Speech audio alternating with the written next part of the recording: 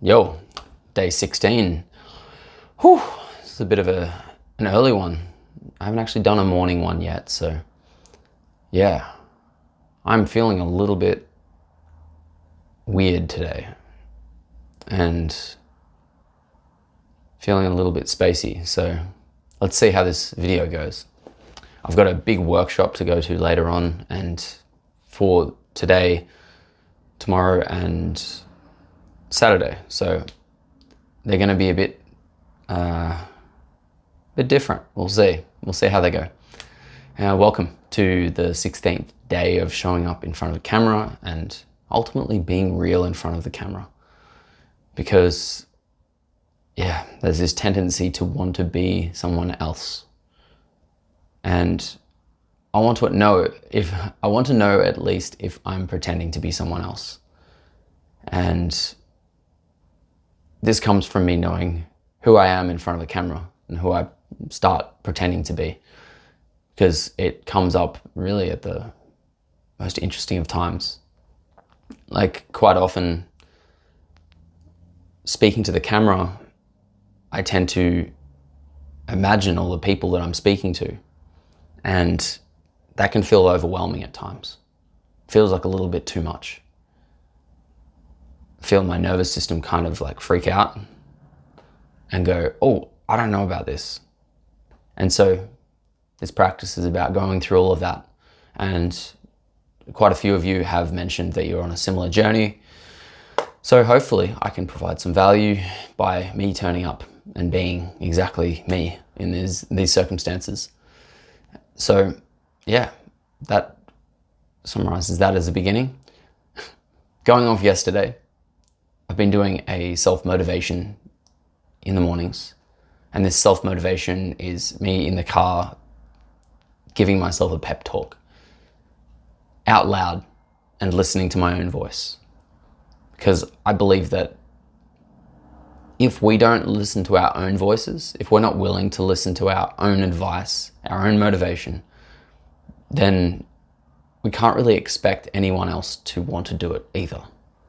We often palm things off externally, look to people for motivation, and look to other people to inspire us and all of those things. And yes, that stuff's valuable. It's a natural part of living this existence of life, and still, to be able to source it from yourself is the most valuable place to receive it from.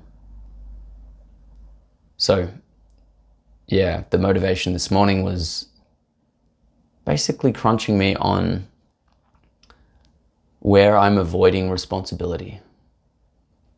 Avoiding responsibility on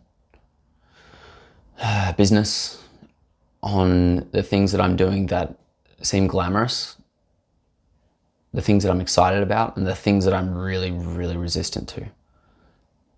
Example, I have a massive resistance to sending DMs, to reaching out and being a salesperson ultimately. And within my coaching business, I do voice coaching, and funny, the practice that I'm doing right now is also what I help people with. It's about expressing from the heart space and the soul space, like whatever is within you, to be able to express that, put a voice to that. It's quite often we just put a voice to this thing, and it's quite a practice. All the stories that we tell in order to avoid responsibility. And so my lesson here was to do the things that aren't so glamorous. It's kind of like earning the things that are glamorous. I remember hearing this in a book. I think it was in The War of Art by Steven Pressfield. He may have also been quoting someone else, so it might not be a direct Steven Pressfield quote. We're not entitled to the fruits of our labor. And it was essentially that, I think I'm completely ruining this. Yep. ultimately he was talking about this concept of the place that we turn up in, that is our territory. For example, he used Arnold Schwarzenegger as an example, and this was saying that the gym for Arnold Schwarzenegger was his territory, and when he turns up in that space, he's in his territory. That's just what he does. For Stevie Wonder, it's the piano. It's simply turning up in front of the piano and writing music. And the point that he was leading to make is that when we treat these things as our territory, we can start to become really good at them. We can start to become obsessed with them almost. Obsessed with being better, with being present with them. And if we are comparing ourselves to other people or simply struggling to turn up, we're not claiming it as our territory. Because it's like, in order to do the work, it requires turning up to the space. It requires me turning up to this YouTube video right now. And you may be noticing I'm having a hard time getting my words out today, so bear with me. As far as when I'm struggling with my words, there's usually something underneath. There's something underneath that I'm not expressing. So,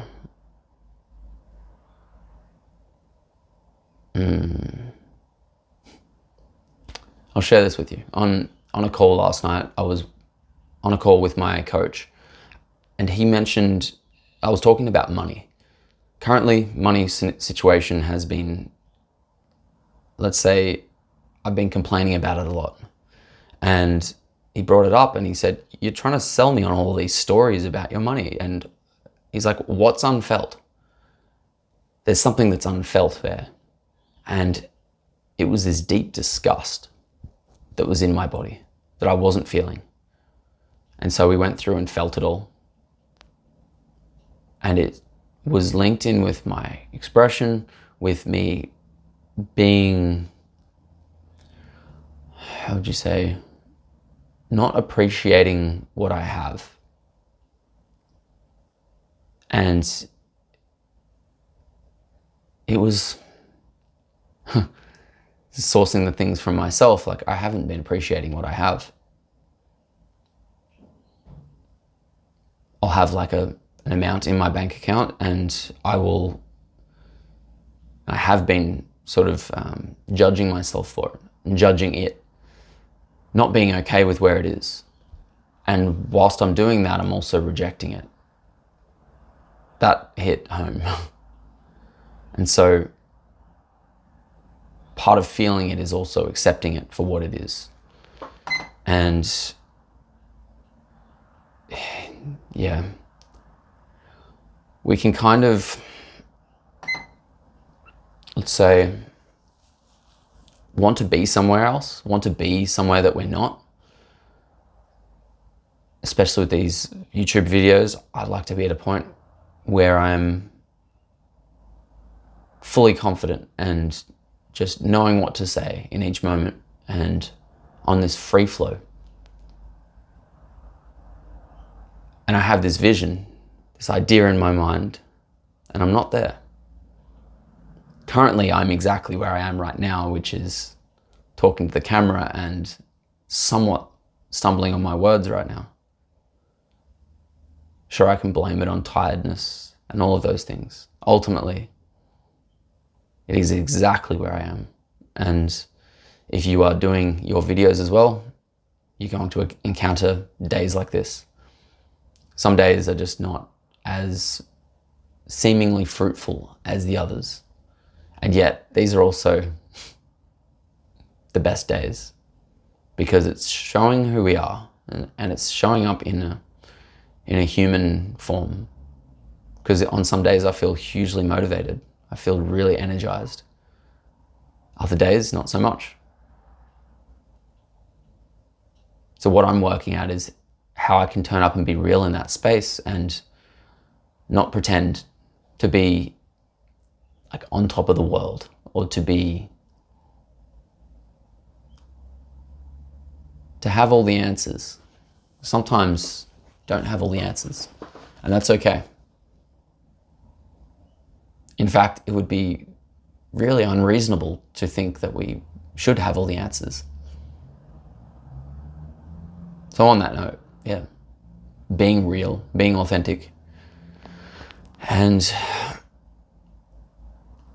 then there's also a time for when it's game time. Doing these videos, there was nothing that I set out where I was intending to be all on, and to be all on and show up in a certain way.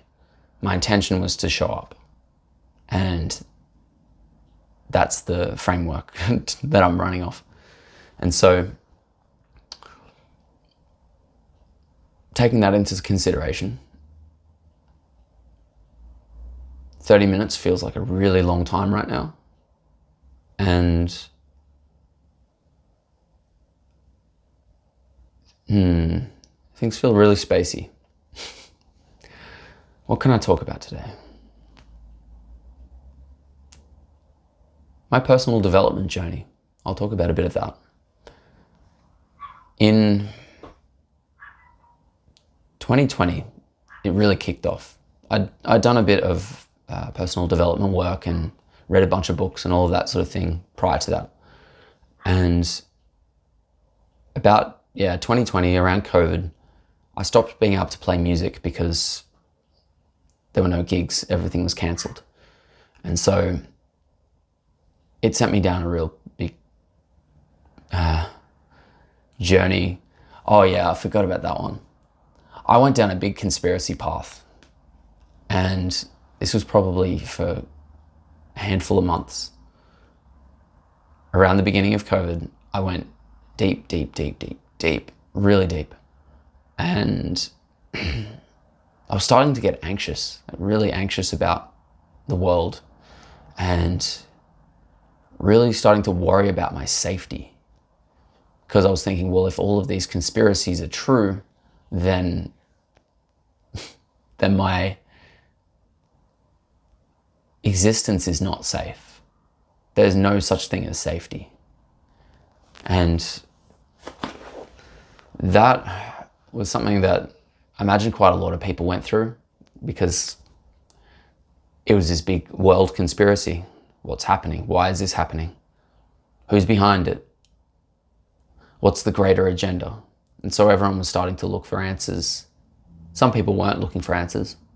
Some people were just accepting the things, accepting the news, accepting what came up, and going, well, that must be true. And that's okay. Also, for the people like myself who are like, I'm not a fan of traditional media, the news. I tend to go against it most of the time. And so finding me in this deep pit of conspiracy swung this pendulum, and it was really weird to get out of it. I went right into that space and I was trying to convince everyone not to get jabbed and all of these things. And personally, I haven't had it. And it's like I was creating an enemy out of all the people that were on the other side. I perceived them to be on the other side. That is the catch. Because of the splitting of views and opinions, that I viewed them as wrong and viewed them as basically idiots. And so every word that I would say would be out of judgment, would be out of trying to convince them of something that was not.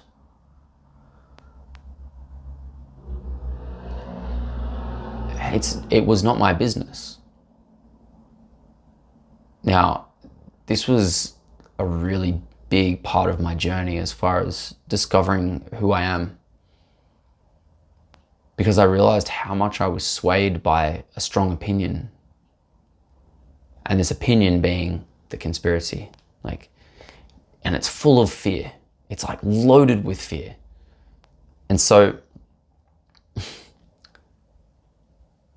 if someone brings conspiracy to you and you feel fearful from it, you don't want that.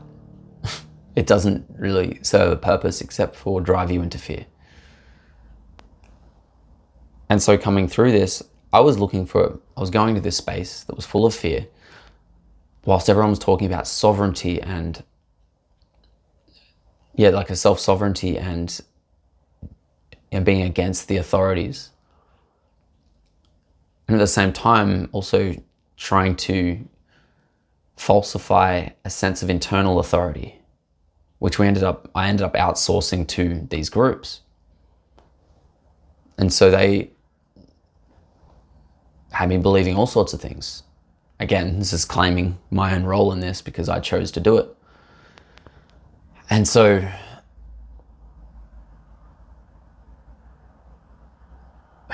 towards the end of COVID, once things started to open up a bit, I started to loosen my grip on the conspiracy and started to balance out a little bit. And I'm so grateful for that, because I've returned back to this sense of normality and realizing that people did what they felt was right. And that's all it can be. So this is why this is so interesting on these videos.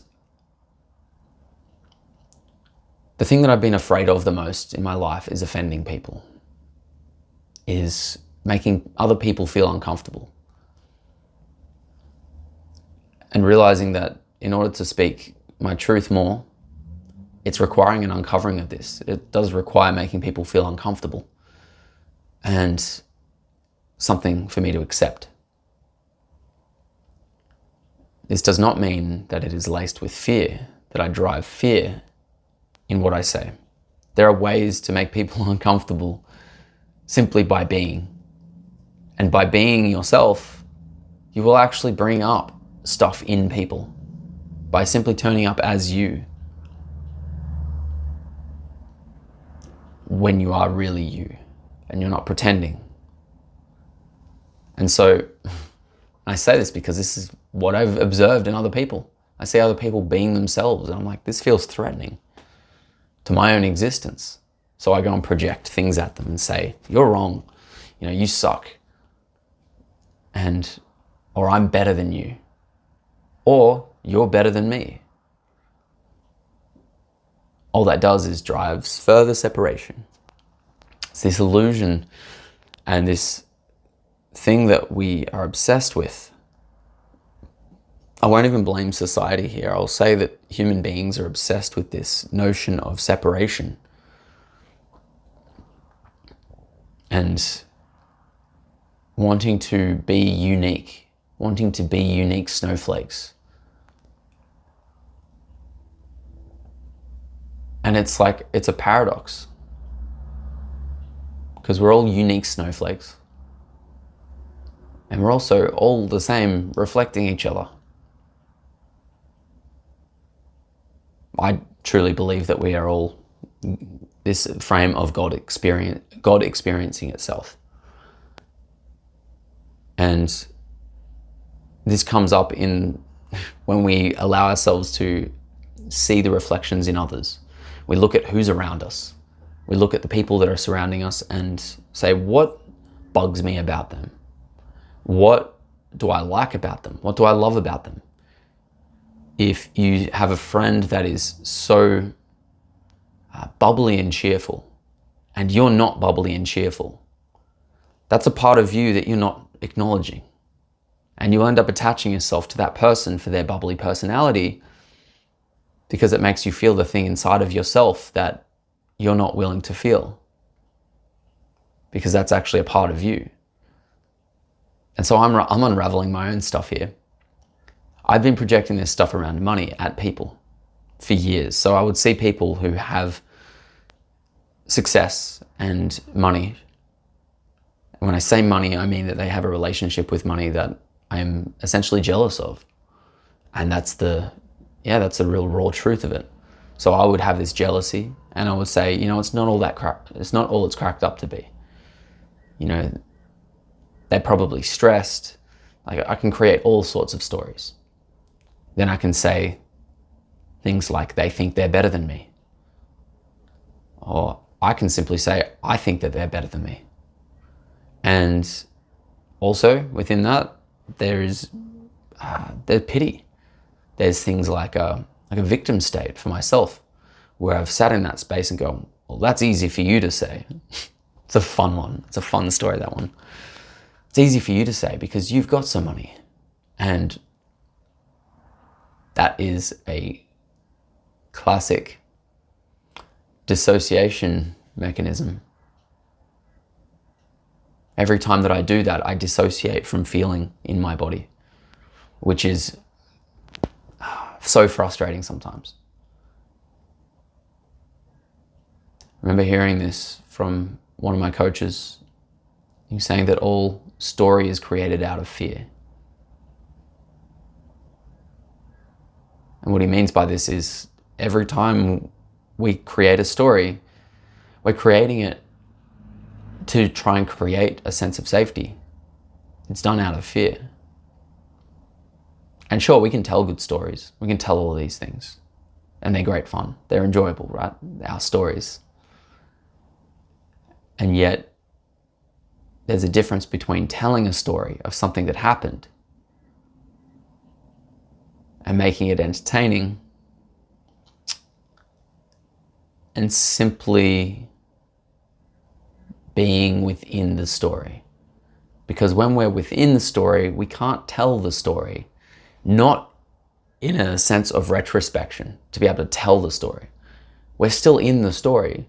So what happens is we end up saying words and trying to convince people of things that it's basically, what we try to convince people of. The people in our lives, we convince them of our, any form of pity, any form of poor me, any form of superiority, blame, judgments. The reason that you are not successful, the reason that you don't have tons of money. And it's like, the stories that I've thrown out over time have been monumental. I would throw things around like, people who have lots of money don't appreciate money. And that I appreciate money because I have less of it. That's a fun story. That was created out of fear. The reason that other people are more confident speaking in front of the camera or being on stage or are more successful musicians, they're just talented and gifted. Isn't that a fun story? And so every time we try to sell people on these stories, quite often, this is the catch with the people that we're surrounded by. People that are around us will confirm our stories for us, especially the ones that keep us in that same loop. And so friendship groups, family, there's all sorts of things. And this is something to be aware of. Where are the people in our lives allowing us to perpetuate that story? Because if it's a story of not enough, sure, people may boost you up and they may say, you've got loads of self-worth, whilst meanwhile inside you feel like you have low self-worth. People bolstering that up for you isn't actually helping. Usually it ends up feeling like almost patronizing, because it comes from a place of trying to fix and trying to repair you for having low self-worth, instead of saying, okay, thank you for telling me. Thank you for telling me you have low self-worth. Do you want to unpack that? Or do you just want me to listen? Do you want me to offer advice? Do you not want advice? And yet, still, there is this overall vibrational thing. And if we're in an echo chamber of certain people, we're not going to rise to the surface. Or we may rise to the surface of that group, and we try to get out, and that group will say, hey, get back in here. They're not doing it because they hate you or because they don't want you to succeed. It's because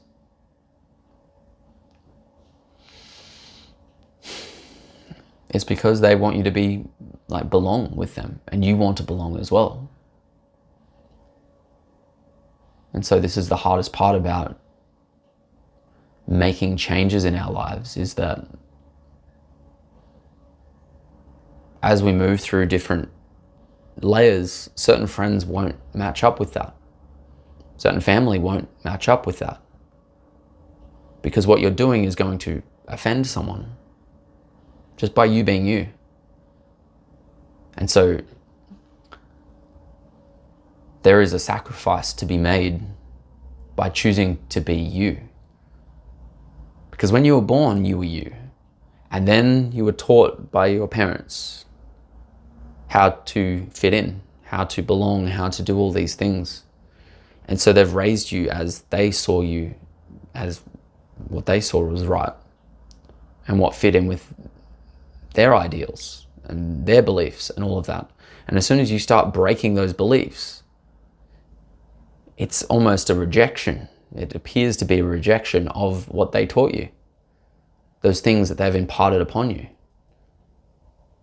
And sure, there's good stuff in there. Don't get me wrong, it's not all bad. We learn a lot of good stuff, and we actually learn we learn a lot of good stuff. With one of my coaches, we went through a process where we were able to reconcile all of the stuff that happened in the past with parents, and to bring them together to see the divine perfection in them. And this is, for example, your parents taught you what they could teach you as teachers. The things that they couldn't teach you because they weren't embodied in them, they turned up in a certain way. That way may have been passive aggression, might have been physical aggression. It could have been all sorts of things. The things that we demonize quite commonly. These things that are perceived as negative, they've got a silver lining to them. Is that for them to turn up in that certain way, it allowed us to be exactly who we are today, to embody all of these certain traits. For example, someone might have had a rough upbringing. They might have developed resilience, some courage from that. Maybe some, a bit of fire, a bit of grit, whatever the thing may be for you. And seeing those things as a strength, as a gain. Because that person couldn't be any other way. They couldn't turn up in any other way. Simply as it is. We can say that they should have done better, or they should have been a better parent, or all of those things. And ultimately, though, they don't help anything. They don't create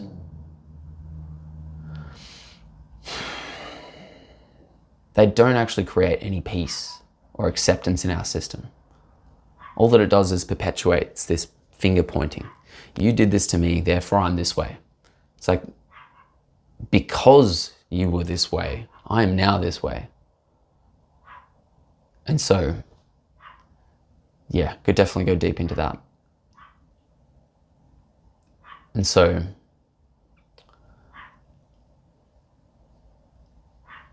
when we bring these together, we can enter into a state of gratitude for where we are. And I'm saying this now to remind myself of that.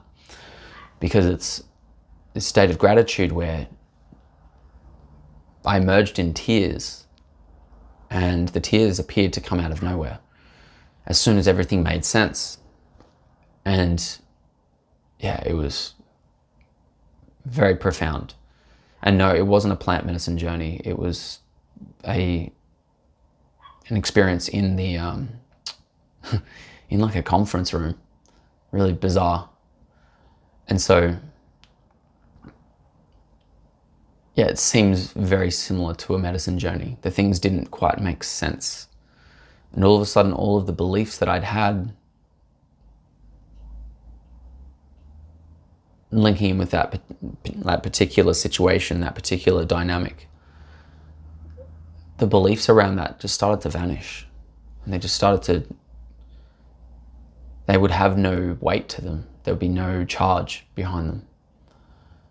And yeah, it was so profound. And so I'm going to be doing some of that next week as well, which is going to be interesting coming up to the end of this, because every time I go through this process, it brings me deeper and deeper and deeper into myself, which is what we want more of, right? And this is the thing, because you're always you in every moment. The part that's missing sometimes is that we're blind to certain parts of ourselves. And when we embrace that, then people feel the sense of completion. You feel more at ease with yourself and less, let's say there's less friction. I have a lot less friction than I used to have, especially around being myself on camera and having this no mask format going on. I'm going to check the time because I started my timer way too late. What time is it? Oh, I've already gone over. So, all right, this is me done for today. I'll see you guys tomorrow, and we'll continue more on this because I'm sure there's going to be very raw after this workshop. So looking forward to it. Peace out, guys.